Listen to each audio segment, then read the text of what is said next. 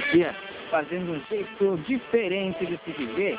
E hoje nós vamos tratar sobre o assunto relações amorosas, relações sexuais, e enfim, toda essa questão abrangente que é muito importante para a nossa vida, no nosso dia a dia, nesse mês que é o mês dos namorados, é claro. Começando então a nossa entrevista, nosso muito bom dia ao nosso querido professor José André da Costa. Bom dia, professor. Vou falar com vocês aí. Que bom então, professor, que você está na nossa companhia. Que bom que você consegue aí falar conosco, com certeza. Esse dia é um dia especial para nós aqui, que nós vamos tratar sobre o nosso assunto relações amorosas nesse mês de junho, que é o mês dos namorados. Professor, primeiramente queremos aí fazer uma abordagem sobre esse mês, que é o mês de junho, que é o mês dos namorados. Por que o mês de junho é o mês dos namorados? Olha, o mês de junho é dedicado aos namorados como uma data convencional. Como tem os dias dos pais, das mães, do professor, do soldado, etc. Então, esse é uma data convencional que se criou. Agora, essa tem uma peculiaridade, porque, na verdade, você vai olhar bem a questão dos Dia dos Namorados no Brasil e no mundo, e se vai olhar lá para os Estados Unidos, que é a questão do Valentine, etc., atrás dessa data tem uma coisa, eu diria assim, aniquiladora da vida, não é? Porque, no fundo, o São Valentim, o Valentine, como eles chamam, é alguém que tentou realmente fazer como é que eu chamo assim, a vida do amor, a vida dos namoros, etc., e até colocando o sacramento no meio de tudo isso, e ele pagou com a vida, né? Ele foi materializado. Então, se você vai olhar bem o dia do namorado que traz o São Valentim, o Valentine, é algo que tem que ser revisado historicamente, porque, no fundo, a origem, vamos chamar assim, não foi bem uma causa de paixão, de namoramento, etc., quer dizer. Mas, infelizmente, hoje o dia do namorado entrou no rol do mercado como uma grife para o consumo, para a indústria cultural e coisa do gênero, né? Claro, com isso não estou dizendo que nós temos que apagar o namoro da vida, o enamoramento, etc. O perigo é quando se toma uma dimensão dessa humana e transforma ela em mercadoria, não é? Porque o nosso sistema da morte, que é o capitalismo, ele tem exatamente essa capacidade de transformar a vida em morte, e não o contrário, né? Eu acho que quem na morte está pensando na vida e não na morte. Professora José André da Costa, com certeza, hoje a nossa conversa vai se resumir em torno das relações amorosas e a gente quer trabalhar essa questão. E como você abordou agora essa questão da vida e da morte, nós temos um tema no nosso país, não foge só do nosso país, que é em relação à homofobia. Depois nós vamos falar aí sobre relações amorosas num sentido mais prazeroso, num sentido mais gostoso de se viver. Mas também, professor, a questão da homofobia está muito forte no nosso país. Inclusive ontem, acho que foi quinta-feira, se não me engano, foi apresentado um projeto, inclusive por um deputado, para rever a resolução do Conselho Federal de Psicologia que proíbe aí que os psicólogos emitam opiniões públicas sobre o que se trata aí sobre homossexualidade. Isso gerou um debate muito grande na nossa sociedade, inclusive opiniões de psicólogos e também pessoas entendidas nesse assunto, que se trata sobre essa questão da homofobia e verem isso como um preconceito em relação de tratar a questão da homossexualidade. Como é que o professor vê a homossexualidade nas relações amorosas? É uma questão, eu diria, delicada, porque, no fundo, isso mexe com todo um conceito, eu diria, de cultura, e vai bater de frente com o conceito de família que nós temos, que é o conceito ainda, o paradigma de família monogâmica, nuclear, etc., né? Onde se estabelece a relação heterossexual, quer dizer, o homossexualismo sempre teve na humanidade, mas sempre uma questão aberta, hora fechada, hora reprimida, e hoje chegamos a essa chaga social miserável que quem tem uma orientação sexual diferenciada, ou tem uma orientação sexual, melhor dito, para a homossexualidade, é visto hoje como doença, como delinquência, e chega essa coisa terrível, que é a violência contra quem tem essa definição ou essa orientação sexual, né? Então eu diria que a base disso está em mexer exatamente no conceito de antropologia, ou seja, a nossa concepção do ser humano, né? E nessa concepção do ser humano é a questão de olhar que o ser humano, além da questão da responsabilidade, é um ser de liberdade, né? Então, essa é a questão de fundo. Pois é, professor, por causa o que está de fundo também nessa questão é que quando que a homossexualidade é reprimida, por causa que não é mais pela reprodução, existe um outro viés que é contraditório, que se refere ao dizer que, bom, se a sexualidade então é só para reprodução, quem criminaliza a homofobia, ou homofobia, né, homofóbico, né, homofobicamente, a homossexualidade, está tratando de dizer que a sexualidade é apenas reprodutiva. Concorda com isso? Eu acho que essa questão é interessante, porque se a gente vai olhar a história do Ocidente, vai perceber isso, a base, e aqui é uma tese que eu vou jogar no ar, mas é para ser debatida, não é um dogma, mas eu acho que o nosso sistema de mercado, ele precisou, em certo sentido, reprimir a afetividade e colocar ela, como é que diz assim, como dispositivo para gerar mão de obra. Então, se a gente olhar a Revolução Industrial, onde, por exemplo, a família, a mulher, o homem, o esposo vão para a fábrica, vão para a rua, se a gente olhar atrás disso, vai entrar o puritanismo, toda uma série de coisas que é olhar a sexualidade como algo negativo, né? Então, a repressão sexual, que é muito vigente e presente na nossa sociedade ocidental, que é a que a gente mais conhece, ela tem esse interesse direto. Porque quando como é que diz, se reprime a sexualidade, tem duas coisas que morrem junto, que é a dimensão erótica, não é? Que é a atração de dois seres humanos, e também a afetividade, que é, vou chamar assim, essa vontade ou essa atração que nós temos um pelo outro, de estar junto, de viver a gratuidade. Não é à toa que tem uma palavrinha que é dita em cada espaço humano, que é o negócio, né? O ócio é aquele tempo livre que você não precisa preencher nem com consumo e nem com produção. É o tempo da curtição, né? É o tempo da contemplação um do outro. E, de repente, essa dimensão, ou essa espaço da criatividade humana, ela é interrompida, negada. Por isso que nega um ócio. Negócio é negar o tempo livre, né? Então, o trabalho que era visto até pouco tempo uma coisa muito negativa, que era tripalho, né? Que é o instrumento de tortura, de repente se positiva o trabalho como a realização do ser humano, mas negando essas duas dimensões primordial, que é a afetividade e a eroticidade, né? Professora, eu acho que a gente tem que estar... Pode continuar. Eu acho que a gente tem que estar muito atento a isso para fazer essas leituras, porque, no fundo, nos nossos jornais, nossa revista, até mesmo nas nossas expressões religiosas, políticas e etc., está essa base conflituosa, não é?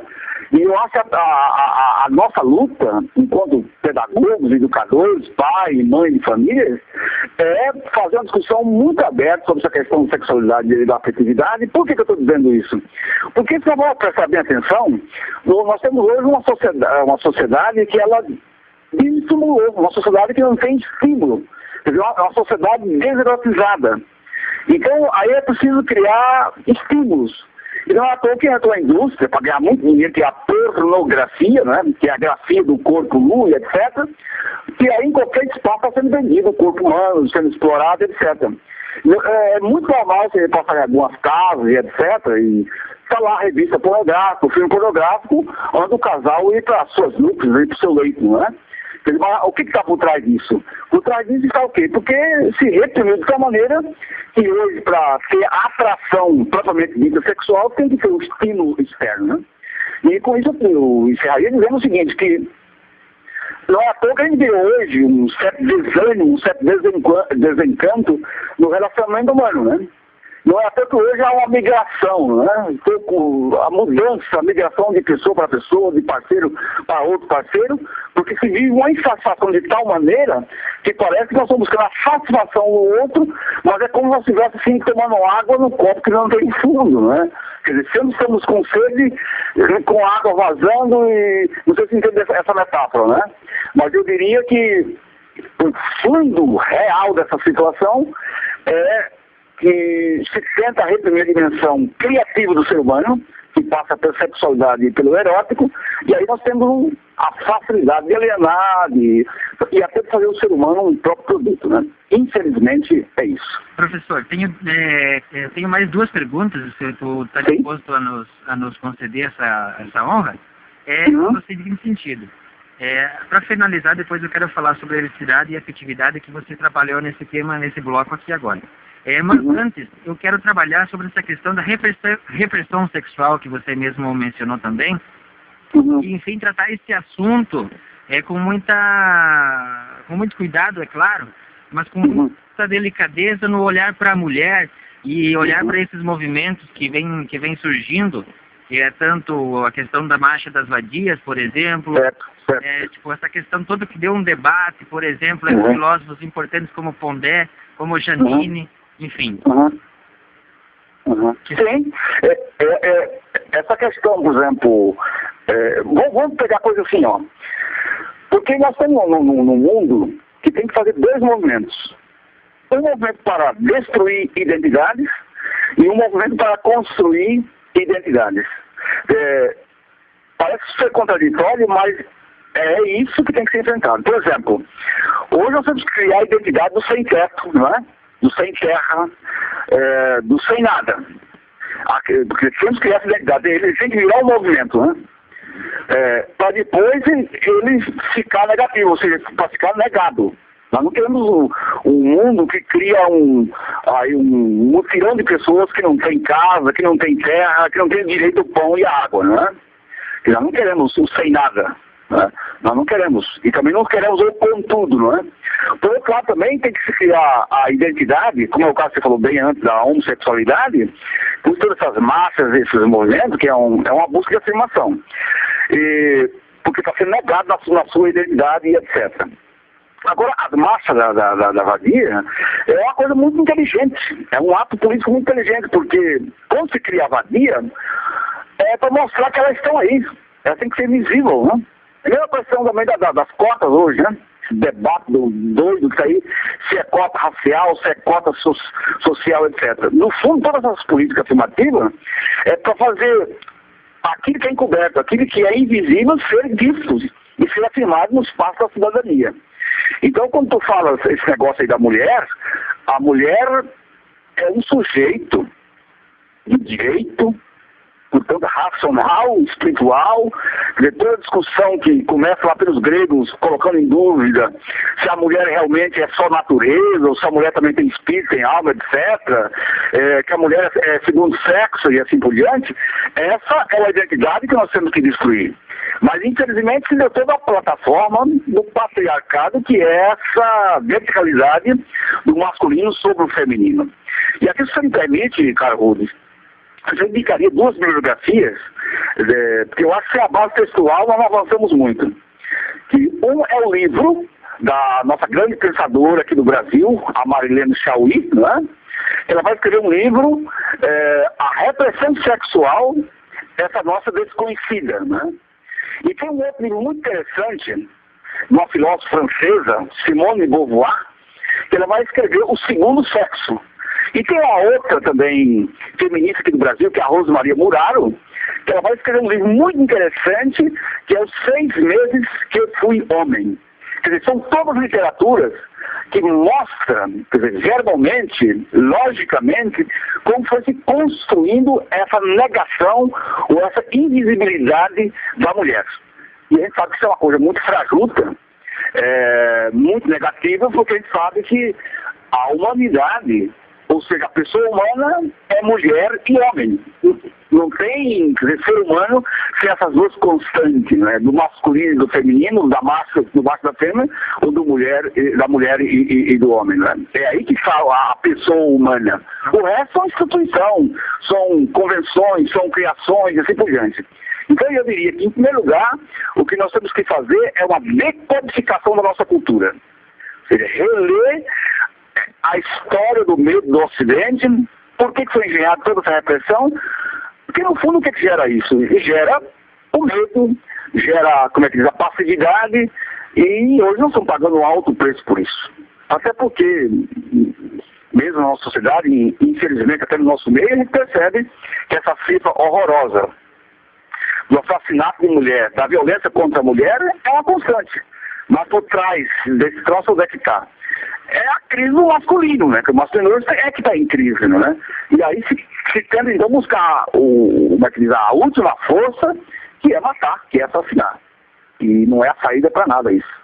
Pelo contrário, é a gangrena social. Né? Se você me permite, eu queria disponibilizar uma outra bibliografia, que inclusive é tema da nossa última pergunta, que vamos dizer assim, antes de finalizar aí, que é ética, erótica e sexualidade, pérolas da realização humana, né? Com certeza, esse livro escrito por um doutor em filosofia, José André da Costa,